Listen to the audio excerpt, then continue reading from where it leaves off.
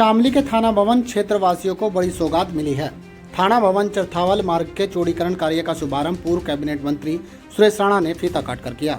करीब 17 करोड़ 50 लाख रुपए की लागत से बनने वाली यह सड़क लगभग 10 मीटर चौड़ी होगी। इस दौरान भाजपा कार्यकर्ताओं और क्षेत्र के लोगों की भारी भीड़ मौजूद रही।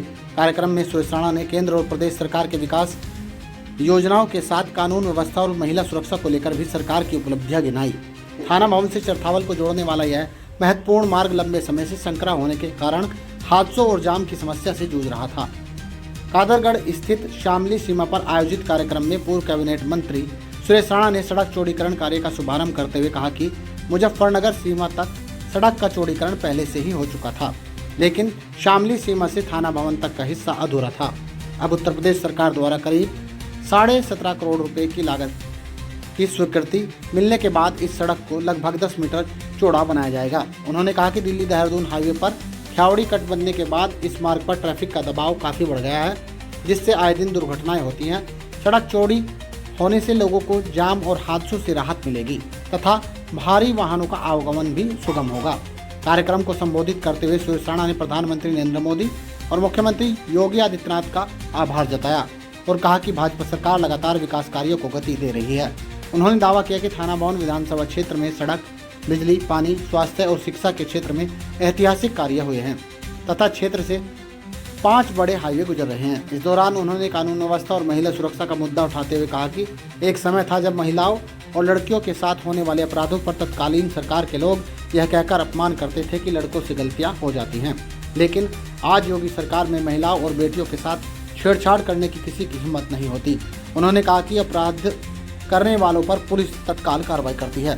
साथ ही बंगाल चुनाव का जिक्र करते हुए उन्होंने कहा कि भाजपा कार्यकर्ताओं और नेतृत्व की मेहनत से वहां भी पार्टी सरकार बनाने के साथ मजबूती से आगे बढ़ रही है, जबकि पहले वहां अराजकता और गुंडे तत्वों का बोलबाला था।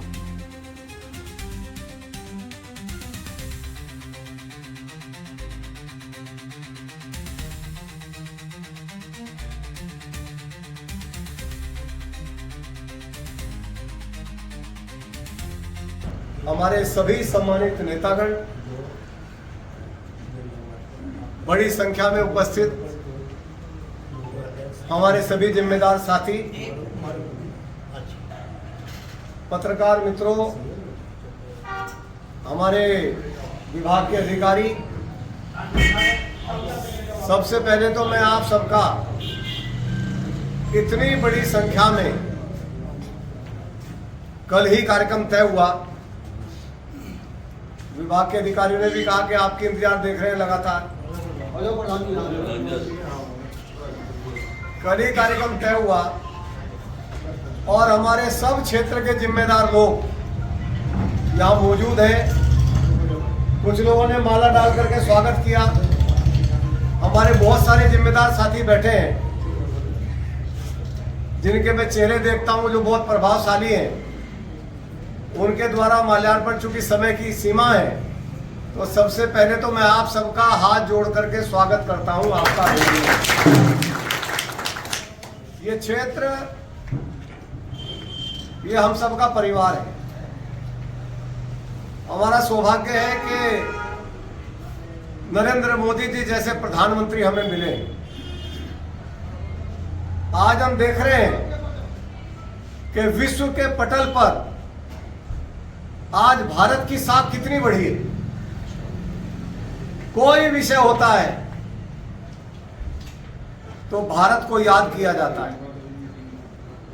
दुनिया के 2 बड़े बड़े देश भी लड़ते हैं तो दोनों के लोग चर्चा करते हैं कि यदि दोनों को बैठा करके बात कराने की किसी की शख्सियत है तो भारत के प्रधानमंत्री नरेंद्र मोदी जी है। ये हमारे लिए बहुत सौभाग्य की बात है। ऐसा शानदार नेता हमें मिला। आप दुनिया के हालात भी देख रहे हैं।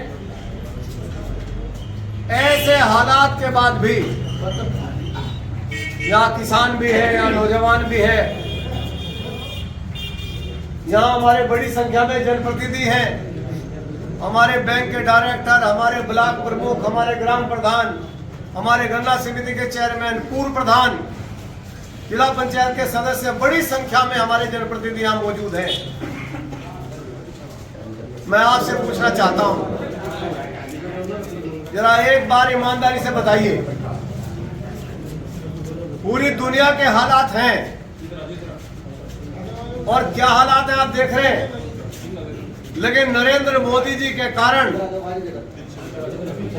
अपने देश में किसी भी प्रकार का कोई संकट हमारे प्रधानमंत्री ने आने नहीं दिया।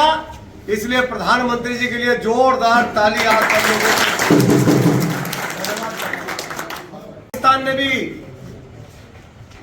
एक दुस्साहस किया था, वहां के पैदा किए आतंकवादियों ने दुस्साहस किया था, लेकिन हमें गर्व है इस बात का कि इस देश का प्रधानमंत्री नरेंद्र मोदी है, तो दुस्साहस करने वाले को उसके घर में घुस के मारने का काम किया। और ड्रोन आता था तो फेल हो जाता था, लेकिन अपना ड्रोन जाता था तो सही जगह पर वो असर करता। और आज सोच देखिए, आदरणीय प्रधानमंत्री जी ने कहा आम लोगों पर हमला नहीं करना है, आम लोगों को निशाना नहीं बनाना है। निशाना बनाया तो केवल आतंकी अड्डों को निशाना बनाने का काम किया। तो मैं आपसे निवेदन करता हूं, एक बार अपनी बहादुर सेना के लिए भी जोरदार ताली बजाकर उनका अभिनंदन करिए। मित्रों, पूरे देश में अभी मैं आया हूं हिरनवाड़ा से, 5 से 7 मिनट लगी। सड़कों का जाल, सुरक्षा का माहौल, हम कभी सोच सकते थे ऐसे 4 लेन हमारे यहां बनेंगे?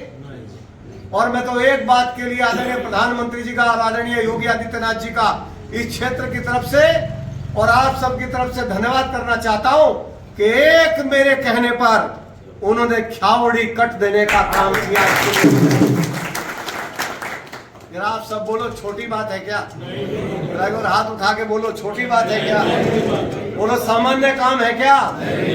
जरा बोलो, सामान्य काम है क्या? इसके लिए मोदी जी का, योगी जी का धन्यवाद करना चाहिए ना? तो जोरदार ताली बजा करके दोनों नेताओं।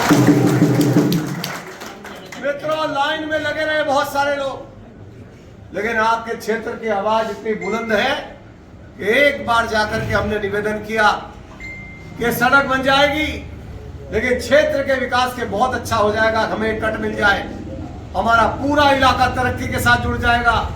आज आपको एलिवेटेड पे चढ़ने के लिए बुटराड़ा जाने की जरूरत नहीं है, आज आपको एलिवेटेड पे चढ़ने के लिए सहारनपुर जाने की जरूरत नहीं है।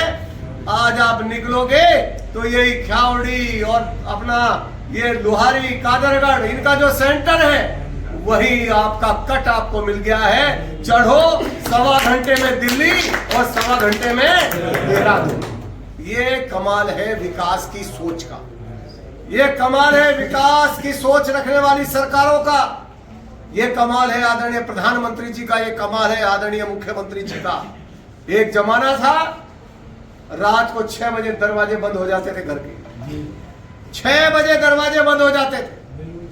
कितना भी बड़ा हो, मुझे घटना याद आती है, एक बार मैं कई बार सुनाता हूं, मैं ताना गांव में कश्यप समाज का मेरा साथी है, उसके घर गया, मैं उसकी खाट पे बैठा तो खाट हिलने लगी।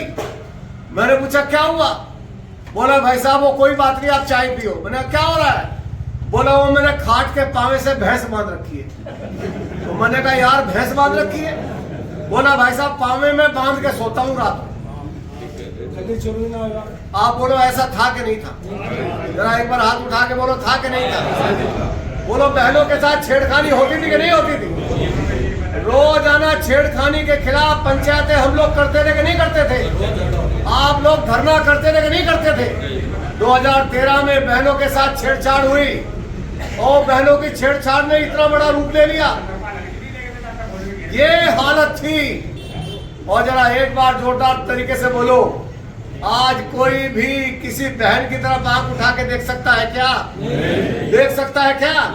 एक सपा की सरकार थी, वो कहते थे यदि कोई छेड़छाड़ करता है तो लड़कों से ये गलती हो जाती है। एक आपका मुख्यमंत्री योगी आदित्यनाथ है, उन्होंने कहा इस चौराहे पर छेड़छाड़ करोगे अगले चौराहे पर राम नाम सत्य हो जाएगा। एक ऐसा मुख्यमंत्री, जरा जोरदार तरीके से बोलो, शानदार प्रधानमंत्री है कि नहीं है, शानदार मुख्यमंत्री है कि नहीं है।